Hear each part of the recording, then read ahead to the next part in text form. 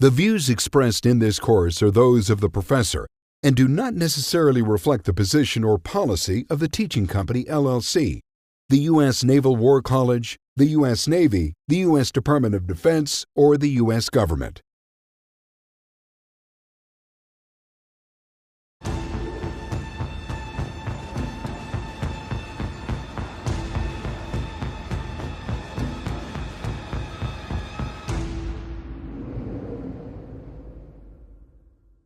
Welcome back.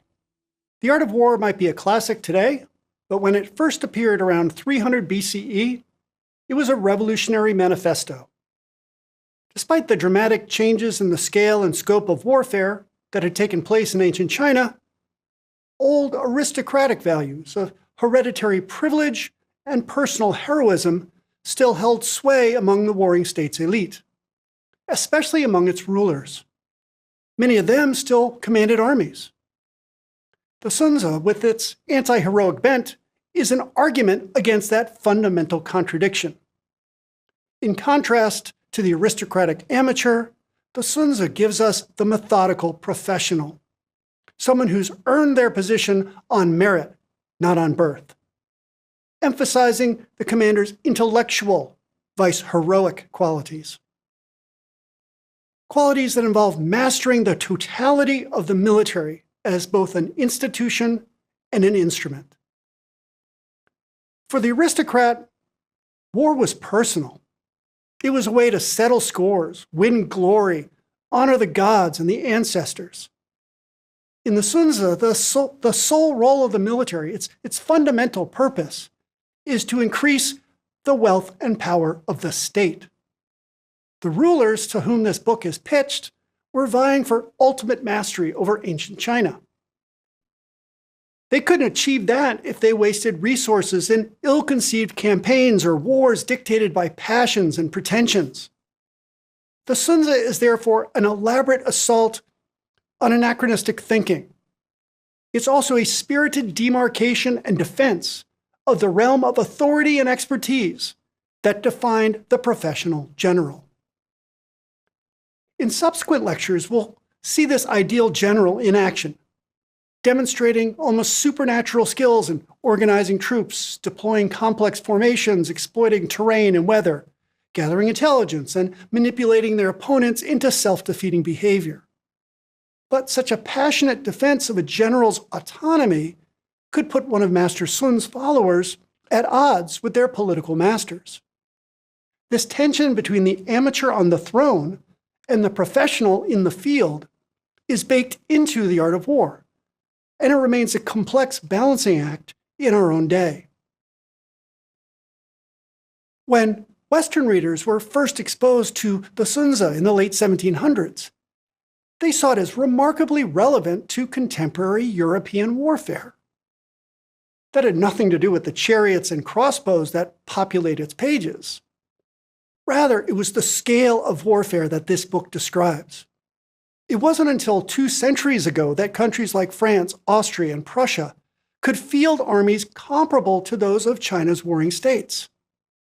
With that modern military revolution came a hunger for texts, books that address the intellectual and organizational challenges that confront officers who are tasked with commanding such armies. It's no surprise this ancient classic found a receptive early modern audience. In Chapter 2, Master Sun describes the costs of mobilizing an army of 100,000. By the end of the 3rd century BCE, Chinese armies might have numbered many times that. As many as 20% or more of a state's adult males would have been in the military. That level of mobilization had seen the landed aristocracy replaced by a centralized bureaucracy, a bureaucracy equipped with communications, transportation, and record-keeping technologies, and staffed by experts who owed their positions solely to their monarch. In early modern Europe, bureaucratization and mass mobilization led to a similar decline of alternative sources of authority, like the church, leaving individuals more and more subject to the state. And both early modern Europe and ancient China, the people these states relied on to fight their wars, shifted from the propertied classes, then to small landholders, and finally, when you have large standing militaries, to those people with no property at all. As the American sociologist Charles Tilly put it, war made the state, and the state made war. That's a pithy aphorism, but it nicely captures the link between increasing state capacity and mass military mobilization. And while Tilly was talking about statecraft and warfare in modern Europe, it's equally apt for ancient China. So today we'll shift focus from the state to the soldiers that served it, especially those in command. Specifically, how changes in the way they prepared for and waged war revolutionized the responsibilities and requirements of generalship, bringing it close to our modern definition of professional, that is, someone paid for their mastery of specialized knowledge and skills. No wonder that thinkers during the European military enlightenment were drawn to the Sun Tzu. They also argued that rank should be based on professionalism, not on pedigree. But the headwinds they faced in a profession still dominated by Europe's aristocrats were very similar to what confronted our ancient authors. So while it's natural to expect that ancient China's growing bureaucratic professionalism would be mirrored in its military leadership, in fact, it might have been the reverse, with lessons about operating large armies migrating into the civilian bureaucracy's operations, as we saw with Qin military officers tasked with domestic administration. But there's a hitch. While a declining warring states aristocracy might have been happy to leave boring bureaucratic work to educated commoners, that wasn't going to be the case with military command. Like in early modern Europe, aristocrats and their values still pervaded the ranks of China's military. Well, when it comes to history from ancient China, we don't have much in the way of what we call institutional history.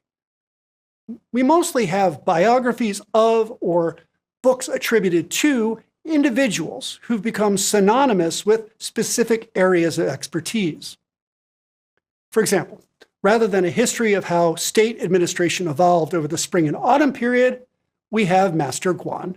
That's the Prime Minister of Qi, from whose brain a fully formed model of statecraft appears to sprout spontaneously.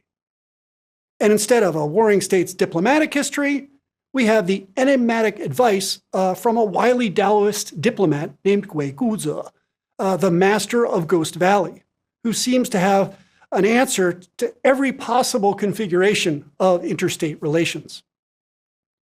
So while the Sun Tzu is attributed to a single master, we should think of it more as the accumulated wisdom of generations of commanders and logisticians, not one single genius heroically opening the eyes of benighted readers to what Basil Littlehart would call the concentrated essence of wisdom on the conduct of war. So that's why today we're going to reconstruct the transformations that China's traveling military experts were simultaneously driving, but also responding to, and whose eponymous texts competed with and complemented those credited to other specialists, like Master Guan and the Master of Ghost Valley. Along the way, however, we need to disabuse ourselves of the notion that once the Sun Tzu appeared, that it definitively settled debates over how China's new militaries would be commanded and by whom. Instead, books like the Sun Tzu, the Wu Tzu, and the Six Secret Teachings are markers laid down by competing schools of strategic thought over centuries-long transformations. None of these books can be said to have won the argument or established a new strategic orthodoxy.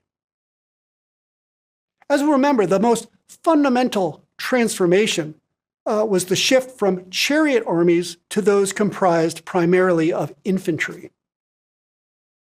Now, the chariot had emerged during the Shang dynasty, and throughout the early centuries of the subsequent Zhou, armies were organized around chariot-mounted aristocrats. Remember, back in 1046, it was Zhang Ziya's valiant chariot assault at the Battle of Muyia that brought the Zhou dynasty to power. The histories record shattered chariots floating in the blood covering the battlefield. So we know that Bronze Age combat was both heroic and bloody, and that China's aristocracy was deeply attached to this style of warfare. The Chinese chariot was a miracle of engineering and the ultimate status symbol. Only the truly wealthy could afford to build and maintain them, much less feed and train the horses required. Their bronze weapons and armor and their chariot fittings were all crafted by skilled artisans. They were prohibitively expensive. As a result, the states that could mine copper and tin were either military powerhouses or inevitable victims of conquest and annexation. Light, strong, and equipped with multi-spoke wheels, these chariots had a crew of 3. One was the driver, another a soldier carrying a halberd, a long wooden shaft topped by a bronze dagger axe.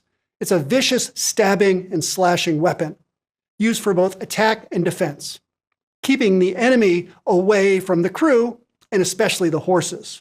That was critical. If a single horse gets wounded, that chariot is out of action.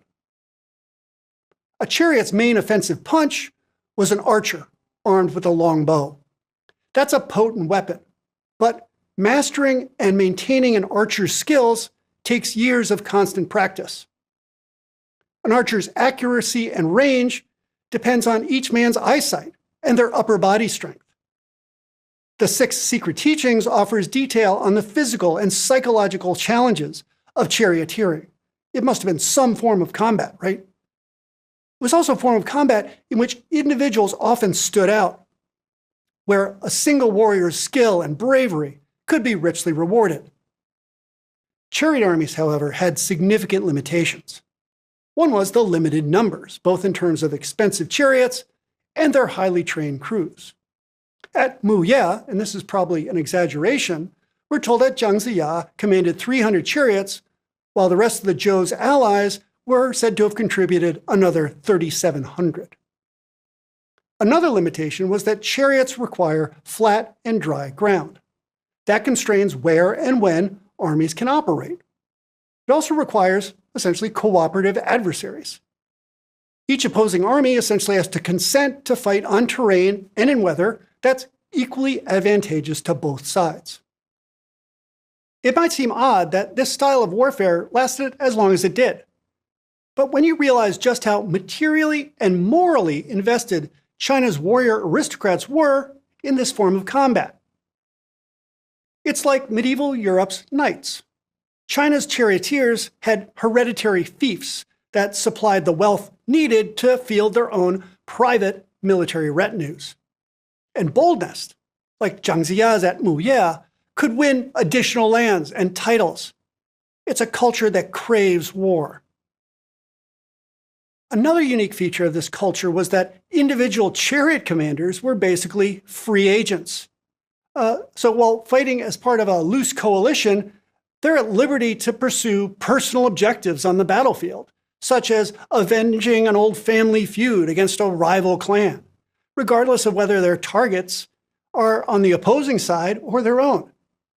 And it was common for both individual aristocrats and entire allied contingents to switch sides in the midst of a battle.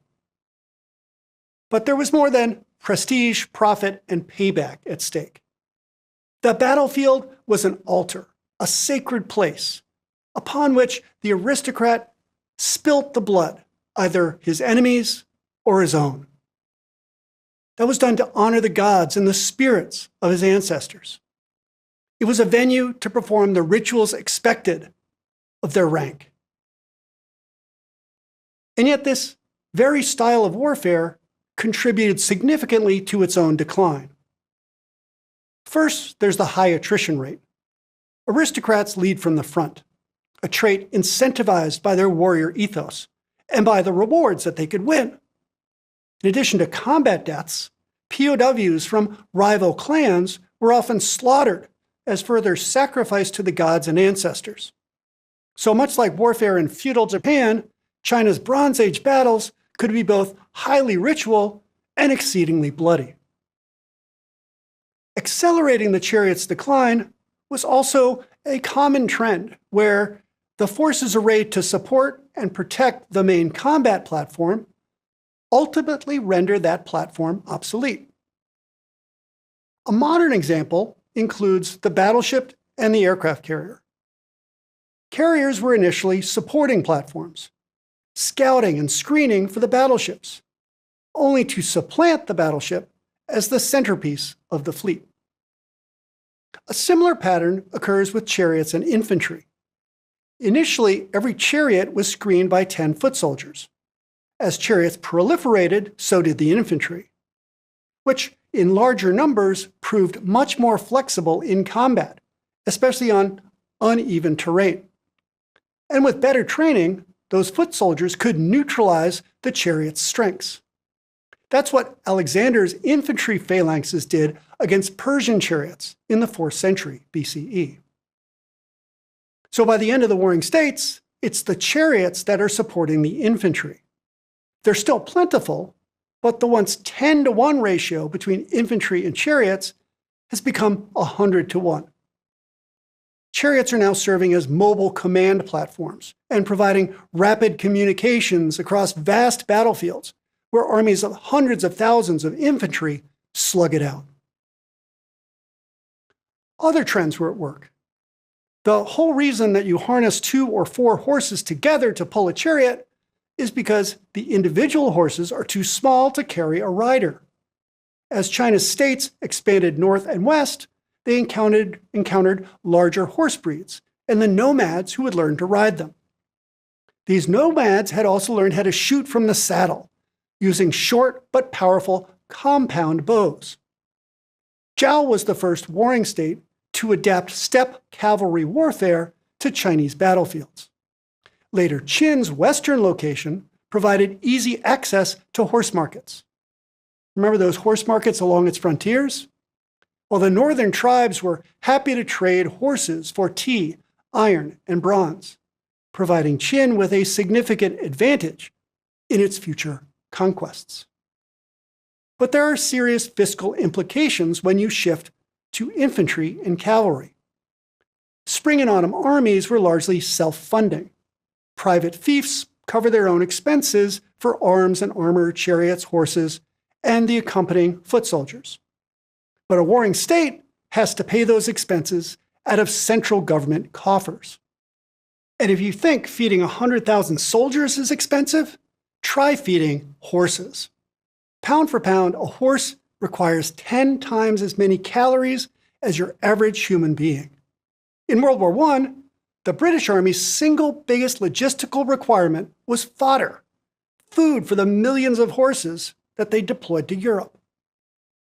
The Sun Tzu doesn't say much about cavalry, although it might hint at it at points, because cavalry played a limited role in the wars between Chu, Wu, and Yue.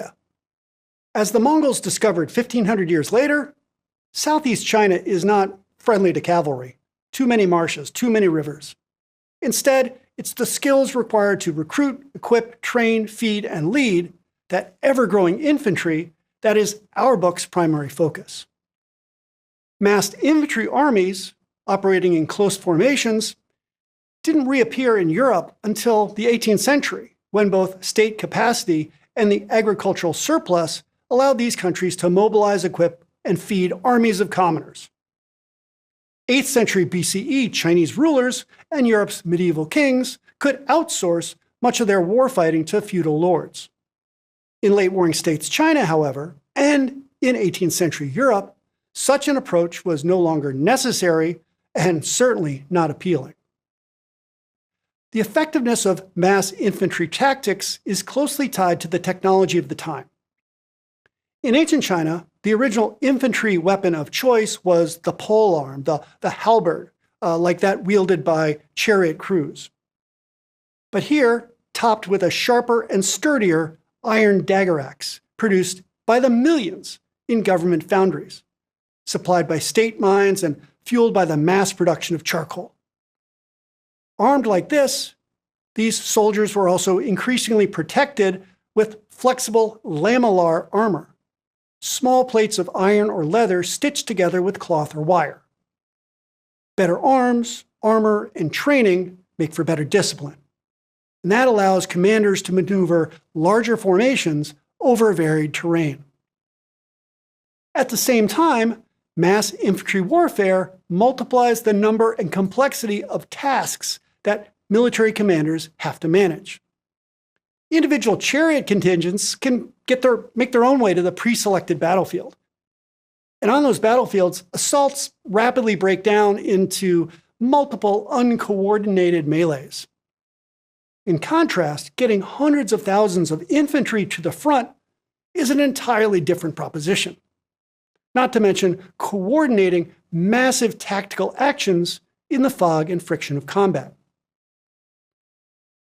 So the early adoption of standardized weaponry and mass infantry tactics pre-adapts these armies of ancient China to the most significant change to come to the ancient Chinese battlefield.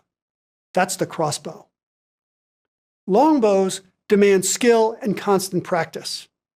Crossbows require less training and less upper body strength. You use your entire body, arms, leg, back, to load a crossbow.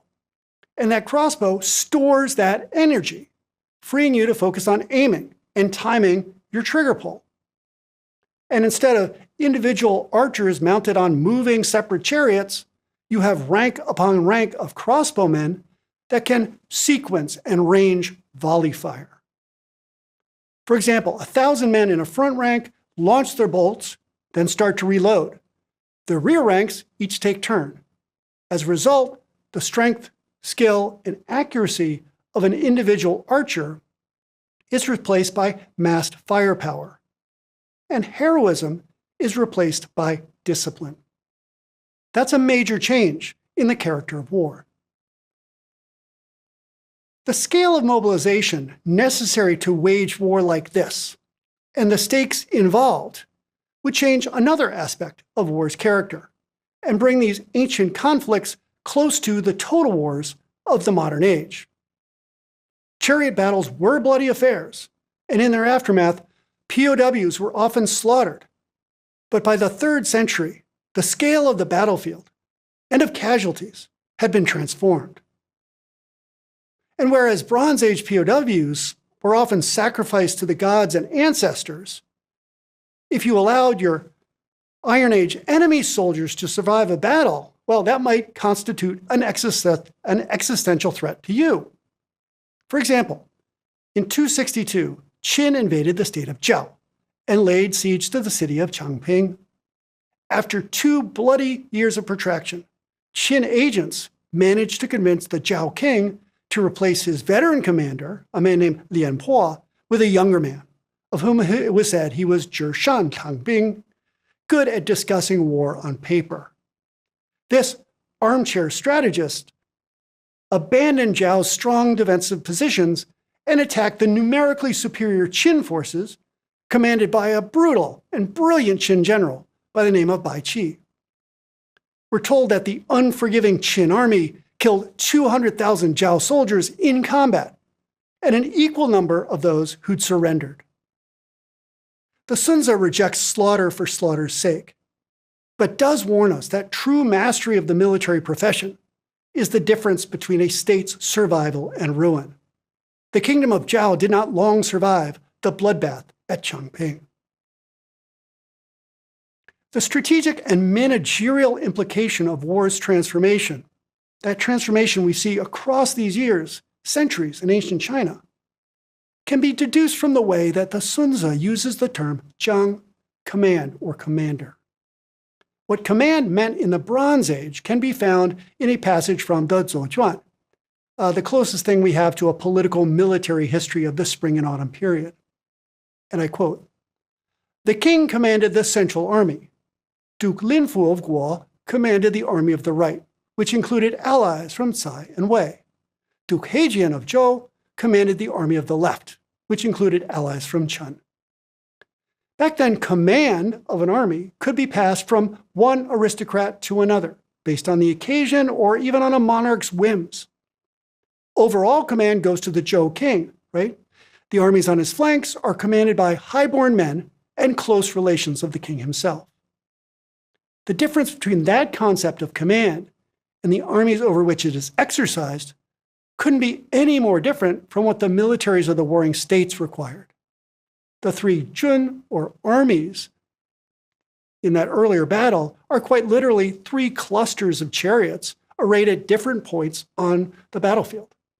Taking command was merely a function of grasping the reins of the lead chariot, and that required just as much skill as driving any other chariot. And any semblance of maintaining command and control over the engagement basically evaporated almost as soon as the armies stepped off. Compare that to this line from the Sun Tzu. The commander, Jiang, who understands the military methods, the bingfa, is the arbiter of fate of the people and is the master of the security and the peril of both the kingdom and the dynasty. Command has changed from a random choice to someone who holds the fate of the people, the state, and the royal family in their hands. A person like that must possess requisite knowledge and skills to command and control an organization as complex as an ancient Chinese infantry army. Knowing the importance of the battlefield to the aristocracy's sense of superiority, however, we can understand why they would resist the idea that the professional management and employment of mass infantry armies constituted the greatest affair of the state. Even more when you consider that command now required mastering the minutiae of supply orders, commissary requisition, and the digging of latrines. If military culture stayed trapped in aristocratic concepts of commands, these mass armies equipped with their standardized weapons could not be effectively led, much less fed or supplied. New social roles were required. Military officers who wielded routine, not charismatic authority. The Sun Tzu is, therefore, an argument against traditional approaches to war and command, and for a strategic culture centered on professional expertise. It's a polemic, one that goes to rhetorical extremes often, demanding a coldly rational and anti-heroic approach to war, one that expects generals to attain nearly perfect knowledge of their adversaries, enjoy near total command of the physical environment. Why? Well, it's because the attitudes it's attacking are so deeply entrenched. By inventing the superior general, this book provides the conceptual framework within which the military tactics and technology of the day could reach their full potential. As such, it presents a revolutionary ideal to which the professional commander must aspire and against which they are to be measured. A profession, the bingfa, the military methods, which is first and foremost an intellectual enterprise, one that is starkly delineated from other realms of professional expertise. In Chapter 1, dealing with the critical appraisal of strengths and weaknesses of two opposing belligerents, in other words, the math of victory and defeat, the Sun Tzu refers to an ancient divination ceremony. In that ritual, court officials ask the gods about the outcome of a battle. They assume victory and defeat are in the hands of spiritual forces. To fail to consult the spirits would have been an unforgivable act of hubris. The Sun Tzu essentially mocks the ritual, claiming instead that victory and defeat are materially quantifiable. A battle's outcome can be measured by carefully examining the fundamental factors involved in mobilizing and employing mass armies: morale, terrain, weather, command, method. War is not a mystical endeavor. Success and failure reside wholly within the compass of human intelligence. And the assault on traditional beliefs doesn't end there. In a later chapter, we find this. These are the 4 ways of maneuvering troops to create combat power, the means by which the Yellow Emperor vanquished his 4 rivals. The authors don't need to explain to you that the Yellow Emperor was a mythological emperor, as were his rivals. Thus, in this passage, and in numerous others, the new general possesses godlike abilities, asserting the uniqueness of the skill sets involved and the extent of the specialized knowledge required. That's what's required to master the military methods.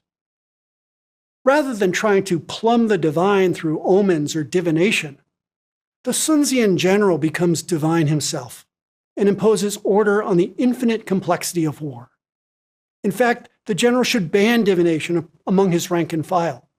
The general alone is the ultimate arbiter of victory and defeat. That might strike us as dangerous hubris, but the Sun Tzu is establishing a new ideal of command, one imbued with the same dignity and power of the old aristocratic hero. This godlike effectiveness may not be attainable, but it is something far better to aspire to than the superstitious vanity of the old aristocratic hero, and it will yield vastly better results. But even though new technologies and new forms of organization were being deployed on the battlefield, and the fiefdoms of old were rapidly disappearing, the royal courts of the warring states were still home to plenty of aristocrats and their pretensions. For the aristocrat, two qualities are paramount: gentility of their birth and heroic conduct. Without these, they had no claim to power. Thus, they would defend them at all costs. An adage aptly describes how sacrifice and warfare were the exclusive purview of the aristocracy. Sacrificing to your ancestors proclaimed your hereditary right to lead and celebrated the ties of kinship that bound you to your ruler and to the warriors in your personal retinue. In combat, the aristocrat displayed the martial virtue they'd inherited from those ancestors and shed blood to their glory. From an aristocratic perspective, the Sun Tzu's injunction that to achieve 100 victories in 100 battles is not the supreme excellence. To reject battle and yet force the submission of the enemy's troops is the supreme excellence. Well, that's going to be deeply offensive. Victory without combat precluded a display of martial virtue. It completely subverts the whole point of taking up arms in the first place. That's the strategic and martial culture that the Sun Tzu Bingfa critiques. The intense novelty of the Sun Tzu's new concept of command can be perceived in its relentless attention to the general's role in gathering, processing, and exploiting intelligence. This function so defines command that, as the Sun Tzu ingeniously perceives, one of the most valuable sources of intelligence is the commander themselves, requiring that they remain unreadable to friend and foe alike, physically out of view. That's a radical departure from an aristocrat strutting and preening for all to see. The Sun Tzu proposes a new paradigm that placed a premium on the rational and cognitive faculties of the commander, and one that invents a new social role, the general. Advocating expertise over superstition and pedigree is laudable and much pursued in the modern world. Likewise, this book creates a divide, in some ways purposely artificial and polemically extreme, between our author's profession and that of their political overlords. It jealously protects the institution of the professional general over which it claims ownership, especially because these warring states' rulers were members of the same aristocracy that the book is critiquing. Many of them still assumed that they would personally take the field, and if not that, would still feel free to weigh in on all sorts of matters of strategy and personnel. The Sun Tzu's protectiveness mirrors that of many modern professional military officers, such as the frustrations that many felt during Vietnam, that Washington was weighing in on tactical and operational issues. It's a common pattern in societies in the process of professionalizing and routinizing their institutions and those that staff them. The Sun Tzu is anticipating, therefore, the military intellectual complex that all advanced societies manifest. And it highlights many of the enduring tensions evident between professional military and what they sometimes view as amateur statesmen that are their political masters. In fact, it reserves some of its fiercest critiques for rulers who dare to weigh in on the military methods without requisite skills and knowledge. I've even seen passages from the Sun Tzu deployed for the purpose of critiquing civilians for micromanaging military operations. I would, however, caution against that impulse and against drawing too sharp a line between rulers and generals. It's an intellectually lazy reading of a sophisticated and subtle text that might seem simple and straightforward. Defaulting to assumptions that the Sun Tzu represents the concentrated essence of wisdom on strategy, or superficially reading its aphorisms, obscures the rhetorical extremes to which these authors are going. Right? They're trying to invent the general. Their intent wasn't to free the professional military from political control. Rather, they're defining a specific realm within which expertise, experience, and intellectual ability were preeminent, but over which the interests of the state remained paramount. We'll see exactly how they approach the intellectual requirements of command. We'll do that in our next lecture, where we'll read, in their own words, how they define this new general's most crucial task, net assessment.